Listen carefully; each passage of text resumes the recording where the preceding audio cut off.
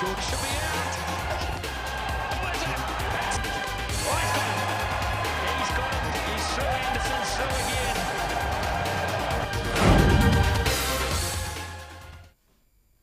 नमस्कार, sports roundup में स्वागत है आपका और मैं हूं आपके साथ नेहा शर्मा। आज स्पोर्ट्स राउंडअप में हम आपको बताएंगे टीम इंडिया को किसने दिया धोखा, कैसे हारा दूसरे वनडे और क्या कुछ खोया क्या कुछ पाया दोनों टीमों ने। खेल जगत की तमाम हलचलों को जानने के लिए जुड़े रहिए आप हमारे साथ।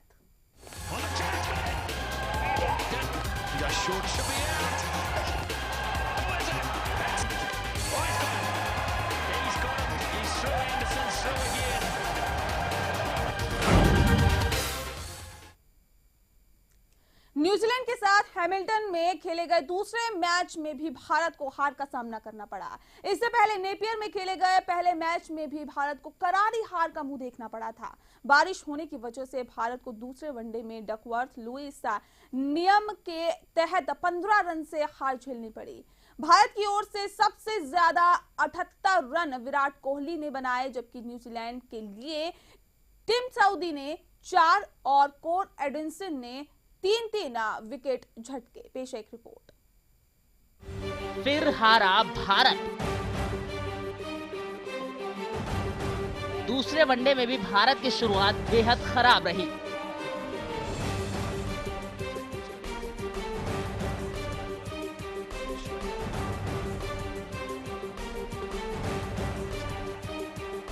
भारत ने शुरुआत में ही अपने दोनों सलामी बल्लेबाज गंवा दिए।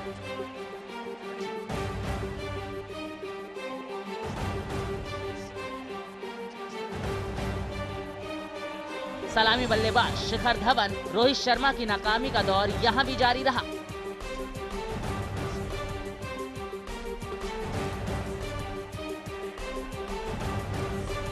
शिखर 12 रन और रोहित शर्मा 20 रन बनाकर पवेलियन लौट गए।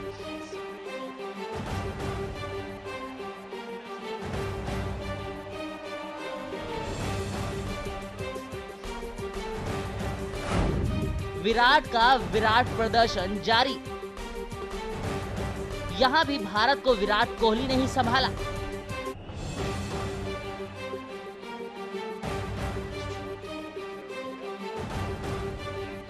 कोहली ने 78 रनों की तेज पारी खेली।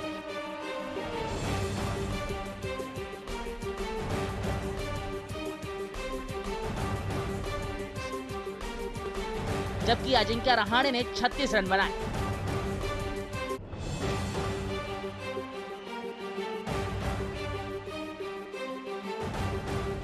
सुरेश रैना और कप्तान महेंद्र सिंह धोनी जमकर खेल रहे थे।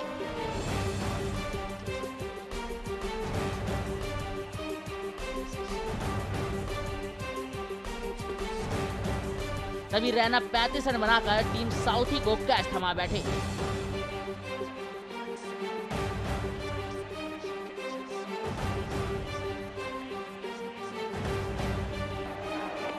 इसके बाद धोनी भी 58 रन बनाकर आउट हो गए।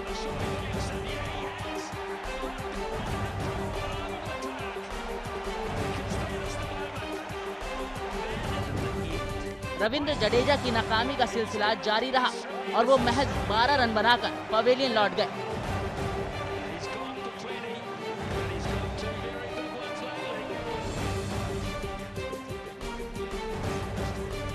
वहीं पुछल्ले बल्लेबाज हमेशा की तरह बेबस नजर आए।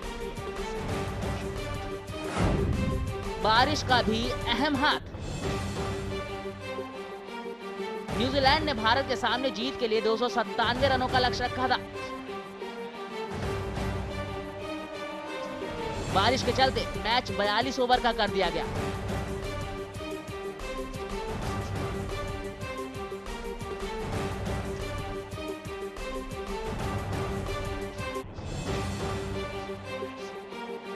वहीं न्यूजीलैंड ने जबरदस्त बल्लेबाजी करते हुए 42 ओवरों में 7 विकेट खोकर 271 रनों का लक्ष्य खड़ा किया। लेकिन डकवर्थ लुईस नियम के तहत ये लक्ष्य 297 रनों का कर दिया गया।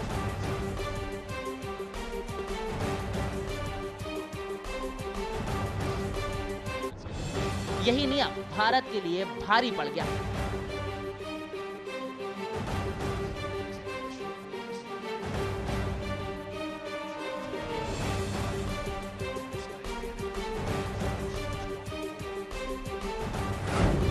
विलियमसन ने बदला खेल। न्यूजीलैंड की तरफ से सबसे ज्यादा 77 रन विलियमसन ने बनाए।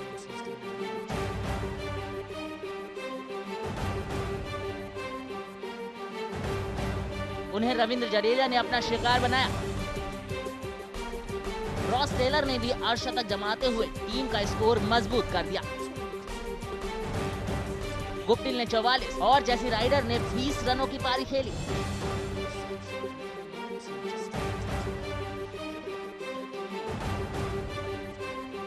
भारत की तरफ से मोहम्मद सामी ने सबसे ज्यादा 3 विकेट हासिल किए।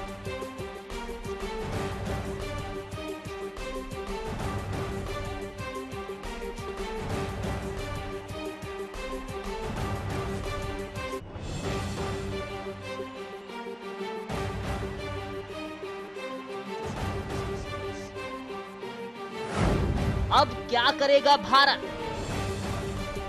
भारत ने पहला मैच 24 रनों से गंवाया था। विराट कोहली के शानदार शतक के बावजूद भारत मैच हार गया।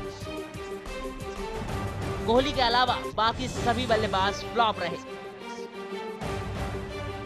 292 रनों का पीछा करते हुए भारत की टीम 268 रनों पर ही सिमट गई थी। 5 मैचों की सीरीज में भारत 2-0 से पिछड़ गया है। Sports desk reporter 24/7। जी हाँ, तो आपको बता दें कि न्यूजीलैंड की टीम से भारत 2-0 से पिछड़ गया। बहरहाल सीधे जुड़ गया हमारे साथ शशांक विक्रम सिंह, हमारे खेल संवाददाता। शशांक, क्या वजह आखिर रही, किस वजह से भारत को हार का सामना करना पड़ा?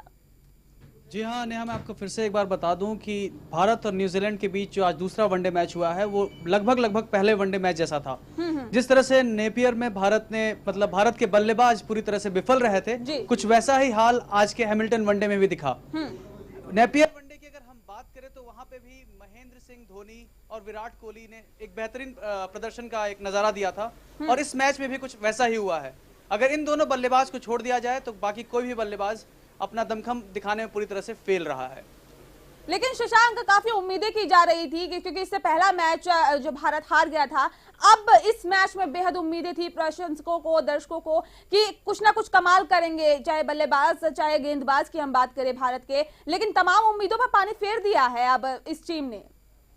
देखिए, इसकी एक मुख्य वजह आपको मैं बता दूं कि जब से भारत की टीम हैमिल्टन पहुंची थी उसके बाद से वहां पर लगातार बारिश हो रही थी, और बारिश होने की वजह से वहां पर खिलाड़ियों को प्रैक्टिस करने का बहुत ज्यादा मौका नहीं मिला जी। और इस वक्त भारतीय टीम में सिर्फ 4 ऐसे खिलाड़ी हैं जो कि 2009 के दौरे में आए थे। बाकी सारे के सारे खिलाड़ी नए हैं। तो इसकी मुख्य वजह एक ये भी है कि उन्हें वहां पर प्रैक्टिस करने का मौका नहीं मिला। और उसके साथ साथ जो दूसरी एक मुख्य वजह है कि धोनी ने लगातार अपने ओपनर बल्लेबाजों पर भरोसा दिखाया है।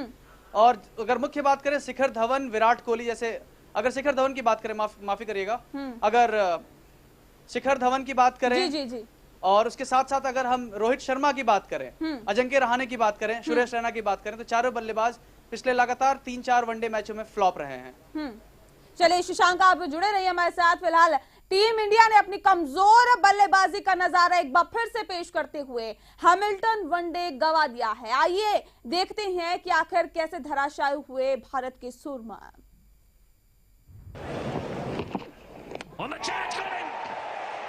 There's number 99 for Tim Southey. He'll get 100 tonight, but he gets the first one.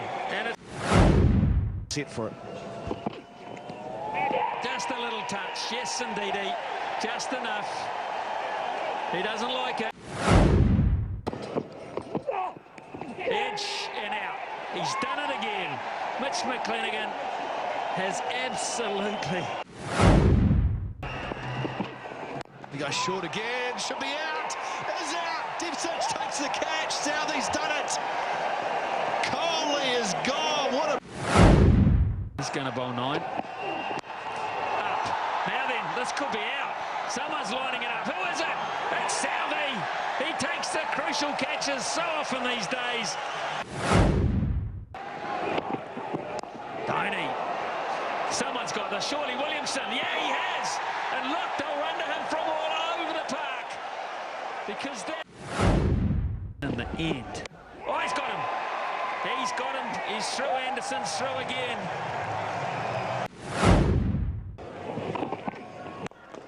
Oh, that's well hit. Christ. Guptill, he deserves a catch, doesn't he, Martin Guptill? Has he done some work out there? The key. Straight up again, he could get 3 for Nathan McCullum lining this one up. Yes, indeed, he'll get it. Safely held, and Kumar's. जी हाँ, तो एक के बाद एक team India के तमाम wicket गिरते रहे। बहरहाल सीधे हमारे साथ न्यूज रूम से जुड़े हुए हैं हमारे खेल संवाददाता शशांक।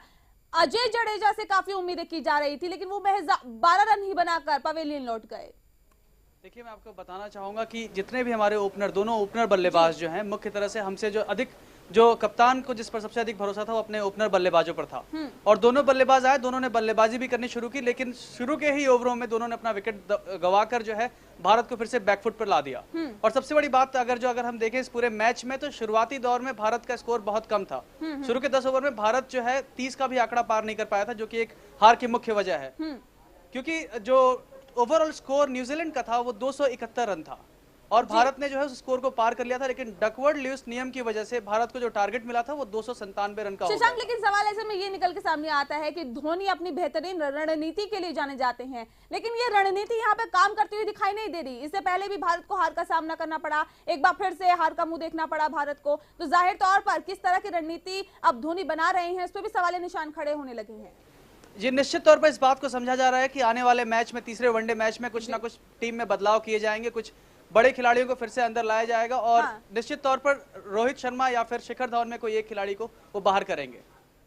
बिल्कुल है, तो किसको वो बाहर करेंगे ये देखने वाली बात होगी, लेकिन सवाल कई ऐसे खड़े हो रहे हैं कि आखिर किस तरह से धोनी ने अपने प्लेयर्स का चयन किया है, आखिर किस तरह से ऑर्डर्स लगाए हैं कि आखिर एक के बाद एक जो बल्लेबाज है वो तमाम विकेट गिरती गई, लेकिन उसके बावजूद भी आखिर धोनी की रणनीति में कोई हेरफेर नहीं देखने के लिए मिला। तो वहीं आपको बता दें कि अभी भी शशांक, एक सवाल यहाँ पे ये भी निकल के सामने आता है कि क्या अभी भी न्यूजीलैंड के बॉलर्स को समझने में या फिर उनकी गेंद किस तरह से आती है समझने में अभी भी नाकाम साबित हो रही है भारत की टीम?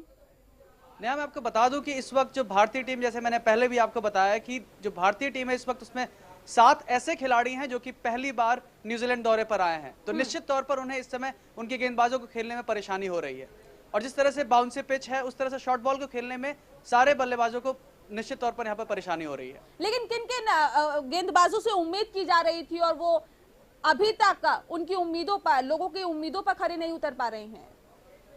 जी, निश्चित तौर पर आपको मैं बताना चाहूंगा, जिस तरह से जो भारत का अभी पिछले 3-4 वनडे मैचों में जो बैटिंग क्रम रहा है उसमें जब शुरुआती दौर में जब 2 से 3 विकेट गिर जाते हैं उसके बाद नीचे के बल्लेबाजों पर साफ तौर पर प्रेशर आ जाता है, जिसको वो निश्चित तौर पर जब प्रेशर आने के बाद उनका खेल अपने आप बदलता है और प्रेशर में आके वो भी अपना विकेट गवा देते हैं। चलिए शशांक, आप जुड़े रहिए हमारे साथ, लेकिन आपको बता दें कि लगातार जो 2 मैचेस हुए हैं दोनों में टीम इंडिया को हार का सामना करना पड़ रहा है, लेकिन अब देखने वाली बात यह होगी कि बाकी के जो बचे मैच हैं उसमें किस तरह की रणनीति टीम इंडिया की तरफ से बनाई जाती है या फिर किस तरह का प्रदर्शन रहता है टीम इंडिया की तरफ से, ये देखने वाली बात होगी। बहरहाल इसी के साथ यहाँ रुकेंगे एक छोटे से ब्रेक के लिए, जल्द लौटेंगे।